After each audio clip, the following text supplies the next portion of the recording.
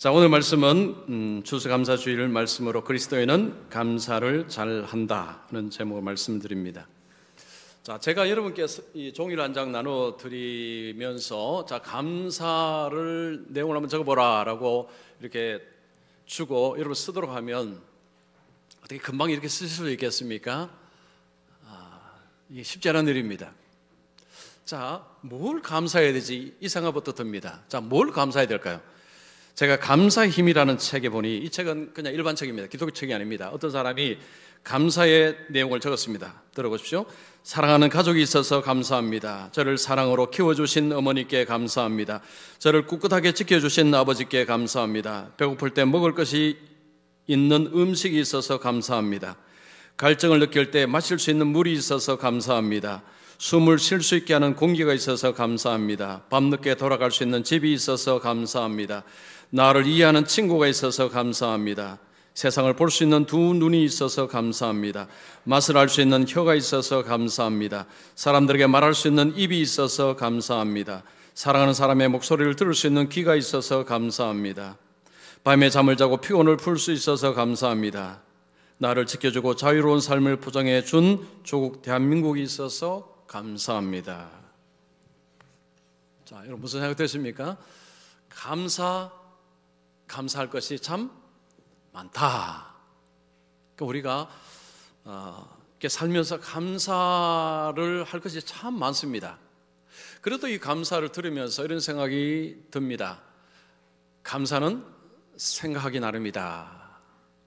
감사는 생각을 잘 하는 것이 중요하다.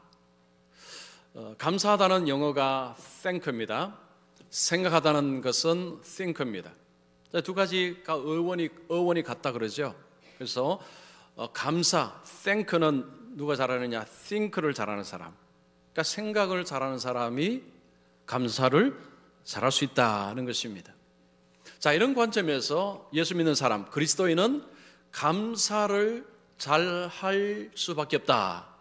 감사를 잘하며 살 수밖에 없다. 이렇게 말할 수 있습니다. 왜 그럴까요? 자, 예수 믿는 사람은 성경을 읽고 성경을 배웁니다. 성경에 이 감사에 대한 구절이 정말 많습니다.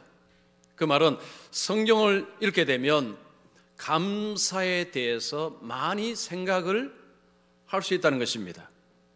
제가 이 몇 구절이나 되는지 한번 찾아보니까 176구절, 176구절이 감사였습니다. 즉 성경에는 감사하라는 표현이 정말 많다는 것입니다. 그래서 성경을 읽거나 성경을 배우게 되면 감사해야 되는구나, 감사가 필요하구나 라는 것을 알게 됩니다. 자, 오늘 본문에서도 바울은 이런 이야기합니다. 감사함을 넘치게 하라. 넘치도록 감사하라 하는 것입니다. 자, 그리스도인은 넘치도록 감사를 하며 살아야 될 사람들이라는 것입니다. 자, 그러면 왜 그리스도인은 도대체 누구이며, 그러면 그리스도인은 뭘 감사하는가? 오늘 말씀을 드리겠습니다. 자, 첫 번째로 그리스도인은 누구냐? 그리스도인은 예수님을 주로 받아들인 사람이다. 자, 성경 들어보시면서 말씀을 들으시기 바랍니다. 자, 그리스도인 예수 믿는 사람은 예수님을 주로 받은 사람입니다. 6절 보시면 그러므로 너희가 그리스도 예수를 주로 받았으니, 여기서 받는다는 것은 마음으로 받아들이는 것입니다. 수용하는 것입니다. 예수님을 주로 마음에 받아들이는 것입니다. 그냥 귀로 듣는 것이 아니라 내 마음에 내가 적극적으로 모시는 것입니다. 우리가 어떤 것을 들었을 때 한 주 귀로 듣고 한 주 귀로 흐릴 수도 있습니다. 별로 중요하지 않은 것은 그냥 듣고 지나가 버립니다. 그러나 정말 중요한 것들, 여러분 정말 중요한 정보는 마음으로 받아들입니다. 자, 예수 믿는 사람은 예수님을 주로 받아들인다는 것입니다. 자, 그러면 이 주가 뭘까요?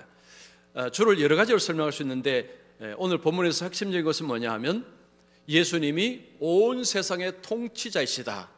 예수님이 온 세상의 주인이시다 라는 의미가 있습니다.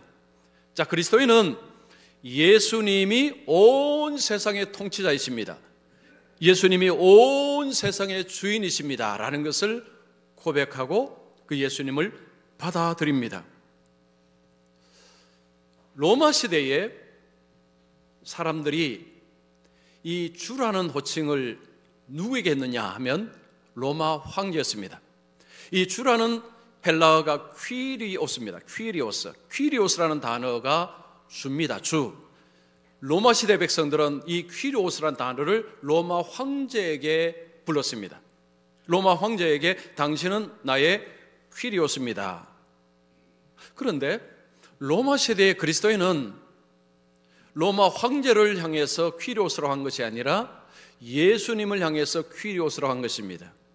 자, 그러면 로마 백성들이 이 모습을 볼 때, 그리고 로마 황제가 이 소식을 들었을 때 어떤 의미냐?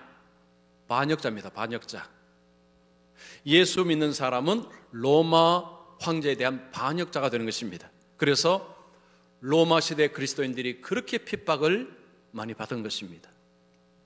로마 황제에게 퀴리오스라 불러야 되는데 우리의 퀴리오스, 나의 퀴리오스는 로마 황제가 아니라 예수님입니다. 예수님이 나의 주님이십니다 라고 고백한 것으로 인해서 많은 그리스도인들이 핍박을 받았습니다. 자, 예수님을 주로 고백하는 사람은 어떻게 사느냐? 6절 하반절을 보면 그 안에서 행하되라고 합니다. 그 안에서 예수님을 따라서, 예수님의 말씀을 따라서 산다는 말씀입니다. 예수님을 주인으로 모신 사람은 그 다음에는 예수님의 주되심을 인정하며 날마다 주님을 따라서 그렇게 살아간다는 것입니다. 이걸 성경적으로 바꾸면 주님을 따라감으로 주님을 닮아간다라고 표현을 씁니다. 성경은 우리에게 예수님을 닮아가라라는 요구를 합니다. 명령을 합니다. 그리스도인은 이 땅에서 예수님을 따라서 예수님을 닮는 자로 살아갑니다. 자, 오늘날 세상은 교회를 욕하고 예수 믿는 사람을 욕합니다. 그러면서 이런 이야기합니다. 나는 예수님은 좋아하지만 교회는 싫다. 이게 무슨 이야기입니까? 나는 예수님은 좋아하지만 교회 다니는 사람들은 싫다는 것입니다. 왜 이런 이야기를 할까요? 그들은 이런 말을 합니다. 너무 안 닮았어. 누구를요? 예수님을. 자, 이 말에 동의가 되십니까? 세상은 너희들 너무 예수 안 닮았어 라고 이야기합니다. 제가 볼 때 반은 맞고 반은 틀렸어요. 여러분, 교회에 있다고 다 예수를 다 믿고 살지는 않습니다. 그리고 예수님을 닮는다는 것은 한순간에 일어나는 일이 아닙니다. 이것은 지속적인 과정입니다. 즉 예수님을 계속해서 닮아가고 있다는 것입니다. 즉 과정 중이라는 거죠. 이 말은 어떤 사람은 아직 초보자, 어떤 사람은 조금 더 발전한 상태, 즉 예수님을 닮은 모습이 다르다는 것입니다. 그래서 지금은 부족해 보여도 이제 시간이 가면서 점점 예수님을 닮아가는 모습으로 변화되는 일들이 일어납니다. 자, 우리 에베소서 4장 15절 말씀 우리 같이 한번 읽겠습니다. 시작.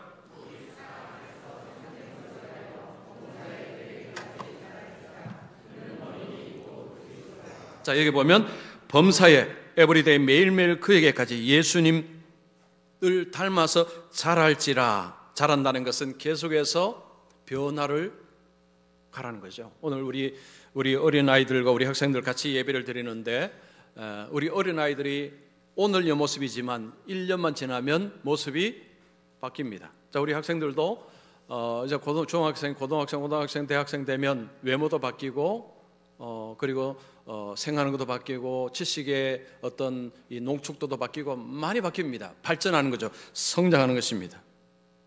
그래서 아이들을 대할 때, 학생들을 대할 때는 미래를 보고 대해야 됩니다. 미래를 안 보고 지금 보면 쉽게 여길 수 있는 거죠. 그러나 성장합니다. 계속 성장합니다. 자, 예수 믿는 사람이 예수를 믿고 나서 하루아침에 예수님처럼 변하는 일은 없습니다. 조금씩 성장해 간다고 이야기합니다. 자, 그러면 예수 믿는, 예수를 닮은 모습은 도대체 어떤 모습인가? 예를 하나 드리겠습니다. 자, 이 이야기는 아마 아는 분들이 많을 것입니다. 주기철 목사님 이야기입니다. 주기철 목사님은 일제시대에 황제 숭배를 거부하다가 순교하신 분이 주기철 목사님입니다. 자, 이 목사님이 산정은 교회에서 담임 목회를 할 때 그 교회 장로님이 조만식 장로님. 자, 조만식은 우리 민족의 스승이고 지도자입니다. 자, 이분이 그 교회 장로님이고 주기철 목사님이 목사님이었습니다. 오산학교라는 학교, 그 오산학교 교장이 조만식 장로님이고 거기에 학생이 누구였느냐? 주기철 목사님. 즉 과거에는 교장이고 학생이었습니다. 근데 이게 이제 바뀌었습니다. 학생이 담임 목사가 되고 그 교장은 시무 장로님이 있었던 것입니다. 자, 어느 날 주일에 장로님이 이제 교회를 가려고 하는데 어떤 사람이 자기를 찾아왔습니다. 급하게 찾아왔습니다. 그래서 잠시 대화를 하고는 이제 교회를 빨리 가서 뒷문을 살짝 여는데 목사님이 이미 설교를 시작을 했습니다. 그래서 조용히 제일 뒷좌석에 앉으려고 하는데 갑자기 목사님이 조 장로님 그 뒤에 서서 예배 드리세요 하는 겁니다. 세상에, 여러분이 그 교회 성도님 같으면 아니 어떻게 그도 과거에 스승님이었는데 예배 좀 늦었다고 그 사람 앞에서 저렇게 하면 얼마나 무안하고 얼마나 창피하고 어떻게 저럴 수 있어, 그런 생각 들겠죠. 만약에 여러분이 조만식 장로님이라면 아니 어떻게 좀 내한테 저런 이야기를 할 수 있지? 아마 얼굴 이 표정 관리가 안 됐을 것입니다. 아마 이제 얼굴이 좀 울그락불그락 했을 수도 있습니다. 근데 이 장로님은 그렇게 하지 않았습니다. 그냥 뒤쪽에 서서 예배를 가만히 드렸습니다. 이제 예배가 다 끝나갑니다. 목사님이 장로님 대표 기도해 주십시오라고 했습니다. 그래서 장로님이 그 선자리에서 저 뒤쪽에서 기도를 합니다. 이렇게 기도합니다. 주님 용서하여 주옵소서.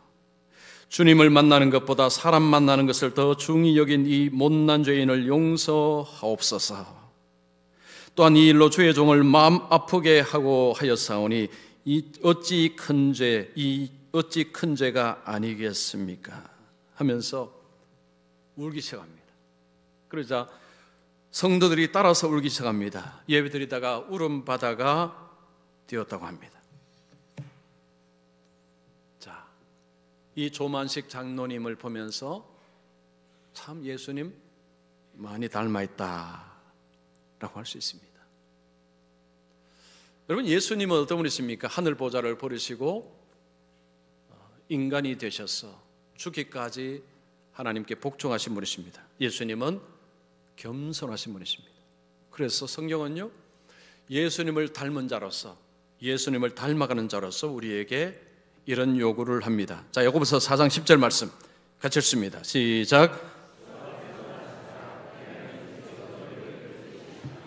주 앞에서 낮추라, 겸손하라는 거죠. 자, 그런데 이거 쉽습니까? 어렵습니까? 어렵습니다. 여러분, 자기를 낮추는 것이 어렵습니다. 자, 왜일까요? 사람의 본능은 자기를 높이는 것입니다. 여러분, 우리 모두는 이런 본능을 가지고 있습니다. 자기를 높이고자 하는 욕망, 이 본능을 가지고 있습니다. 이 욕망 속에는 무슨 생각이 있는가 하니 나는 특별한 사람이다. 나는 특별하다는 거죠. 여러분, 사람은 어떤 환경만 주어지면 그런 생각들이 발현합니다. 튀어나옵니다. 아이고, 나는 아니요. 여러분, 그건 자기를 몰라서 그래요. 어떤 상황이 주어지면, 어떤 환경이 주어지면 사람은 그런 식이 됩니다. 자기를 높이고 자랑을 하고 그렇게 합니다. 왜냐? 나는 특별한 사람이기 때문에.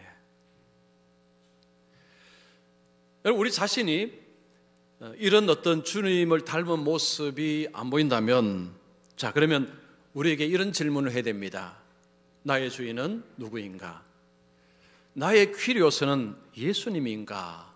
아니면 돈이든지 성공이든지 하여튼 뭐든지 간에 정말로 내 인생의 나의 주인이 예수님이라면 그러면 예수님을 닮아가는 삶은 일어나게 되어 있다는 것입니다. 자, 두 번째입니다. 그리스도인은 예수님의 은혜를 아는 사람이다. 자, 바울은 예수님을 주라고 이야기하고 그리스도는 예수님을 주로 받아들이고 사는 사람이라고 이야기합니다. 그리고 예수님을 이렇게 닮아서 그렇게 살아가는 사람임을 이야기합니다.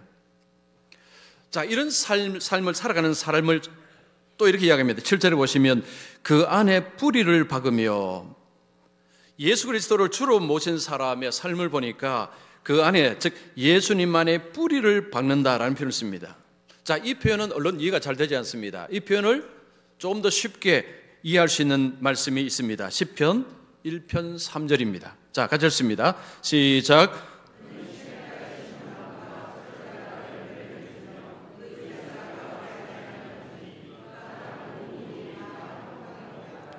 시냇가에 심은 나무가 철을 따라서 열매를 잘 맺습니다. 이유가 뭘까요? 밑에 물들이 계속해서 공급되기 때문입니다.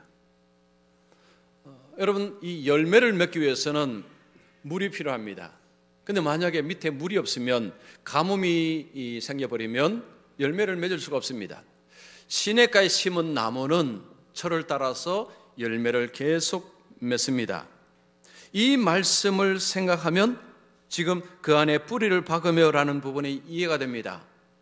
예수님께 뿌리를 내리면, 즉 예수님 안에 살아가면 예수님께서 우리에 필요한 영양분을 공급해 주신다는 거죠. 우리의 삶에 필요한 것들 주님이 공급해 주심으로 성경적으로 말하면 삶이 형통하게 됩니다. 형통한 은혜를 입습니다. 왜냐? 예수님이 삶의 공급자이시기 때문에, 주님이 내 삶의 모든 것을 아시고 때에 따라서 주님은 공급해 주시기에 삶이 형통하다는 것입니다. 자, 그리고 바울은 세움을 받아라고 합니다. 이 세움을 받는다는 것은 건물이 올라가는 걸 생각하시면 됩니다. 자, 예수님께 뿌리를 받고 주님으로부터 영향을 받아서 살게 되면 점점 성장해 나가는 것입니다. 계속해서 성장을 해 나갑니다. 자, 이런 삶은 어떤 삶이냐? 교훈을 받은 대로 믿음에 굳게 서서 주님의 말씀, 복음을 듣고 흔들리지 않고 그 복음을 붙들고 사는 삶, 이런 삶의 이런 성장, 이런 발전이 계속해서 일어난다는 것입니다. 자, 이런 사람들에게 바울이 뭐라고 이야기합니까? 감사함을 넘치게 하라. 다른 말로 하면 이런 사람들은 넘치게 감사할 수 있다, 이런 이야기죠. 예수를 잘 믿는다는 것은 교회를 열심히 다니는 것만을 의미하는 것은 아닙니다. 이것은 기본입니다. 기본. 그런데 더 중요한 것이 있습니다. 예수님 안에 뿌리를 내리고 예수님으로부터 영향을 공급받아서 살아가는 것입니다. 그때 어떤 일이 벌어진다고요? 감사함이 넘친다는 거죠. 넘치게 감사하는 삶이 된다는 것입니다. 그래서 매일매일 우리가 감사합니다 라고 하면 저 사람 정신 나갔구나 하겠지만, 이 감사가 이게 일상화되었다는 거죠. 그래서 심지어 죽음 앞에서도 감사가 일어납니다. 자, 누구나 죽음은 처음입니다 라는 책. 자, 이 책에 보니까요, 78세 할머니 한 분이 세상 떠나기 전에 자녀들에게 이런 편지를 남겼습니다. 들어보십시오. 자네들이 나를 돌봐줌이 고마웠네. 자네들이 세상에 태어나 나를 어미라 불러주고 젖 물려 배부르면 나를 바라본 눈길에 참 행복했다네. 지압이 없이 세상 무너져 험한 세상 속을 버틸 수 있게 해준 그것도 자네들이었네. 병들어 하나님이 부르실 때 곁에 있어줘서 정말로 고맙네. 자네들이 있어서 잘 살았네. 자네들이 있어서 열심히 살았네. 큰애야, 맞이 노릇 하느라 힘들었지. 둘째야, 일찍 어미 곁을 떠나 홀로 사느라 힘들었지. 막내야, 공부하느라 힘들었지. 고맙다, 사랑한다. 또 보자. 여러분, 또 보자는 말이 무슨 말입니까? 천국에서 만나자는 이야기죠. 자, 이분은 예수 믿는 분 같습니다. 이제 세상을 떠나면서 자녀들에게 고맙다, 고맙다, 고맙다. 그래서 제가 이 책을 읽으면서 나도 나중에 이렇게 했으면 좋겠다. 자, 오늘 우리 모든 분들은 마지막에 이렇게 하시기 바랍니다. 요만 아멘하시고, 요 몇 번만 아멘하시고. 얼마나 아름답습니까? 여러분, 자녀이지만 원망스러운 일들 왜 없겠습니까? 뭐 자녀라고 부모의 뜻대로 다 살아갑니까? 그렇지만 죽음 앞에서는 감사할 수 있는, 누가 이렇게 할 수 있느냐? 그리스도인은, 예수 믿는 사람. 왜 이것이 가능할까요? 자, 올 한 해 우리가 이렇게 쭉 돌아보면 우리가 이런 고백하죠. 하나님의 은혜입니다. 뭐 다 하니까, 남들이 다 하니까 나도 따라하는 식으로 뭐 할 수도 있겠지만, 그러나 정말로 우리가 하나님의 은혜를 깊이 인식한다면 마음으로 감사할 수 있습니다. 하나님께서 올 한 해도 저를 도우시고 우리 가정, 우리 자녀들 도우셔서 오늘에 이르게 되었습니다. 하나님이 하셨습니다. 주님이 도우셨습니다. 주님의 은혜입니다. 정되면 아멘도 하셔야 되는데 네. 이렇게 많이 모이시니까 다들 좀 어색하죠, 그죠? 여러분, 정말 죽음 앞에서 이제 정신이 좀 있을 때, 그때 이런 감사, 하나님 감사합니다. 그리고 자녀들에게 너희들도 고맙다. 내가 이 땅에서 하나님 말고 산 것이, 예수님 말고 산 것이 너무너무 감사하단다. 여러분, 우리가 가끔 그런 생각하지 않습니까? 내가 좀 예수 안 믿으면 어디서 뭐하고 살까? 그러면 그 다음에 드는 생각은 끔찍하다 하는 거죠. 동의를 안 하시네요, 그렇죠? 저는 제가 생각합니다. 내가 목사 안 됐으면 어디서 뭐하고 살까? 끔찍해라. 정말 그렇습니다. 우리가 예수를 믿고 산다는 것 자체는요, 너무 고귀합니다, 삶이.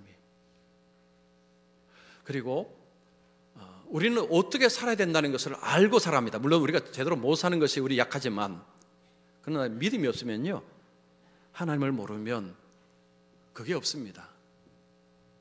그게 없습니다. 그냥 세상 따라 살아가는 거죠. 근데 이 사람 말하면 그 말도 맞는 것 같기도 하고, 이 사람 말 그 말도 맞는 것 같기도 하고, 그러다가 나중에 죽음이 찾아오는 것입니다. 아이고, 내가 헛살았네. 예수님을 안다는 것은, 예수님이 주님이라는 것, 그리고 주님의 은혜를 안다는 것은 마지막에 섰을 때 감사할 수 있습니다. 주님이 도우셔서, 내가 믿음의 생활 지금까지 내가 내 힘으로 한 것이 아니라 주님께서 도우셔서 이렇게 믿음으로 끝까지 천국을 바라보며 살 수 있었습니다. 주님 고맙습니다. 주님 고맙습니다. 그리스도인은 감사를 잘 해야 합니다. 감사 잘 해야 됩니다. 자, 우리 성도님들 감사를 잘하며 사시기를 바랍니다. 그래서 우리 하나님께서 굉장히 기뻐하실 것입니다. 감사를 통해서 우리 하나님께 영광을 올려드리는 우리 모두가 되시기를 축원합니다.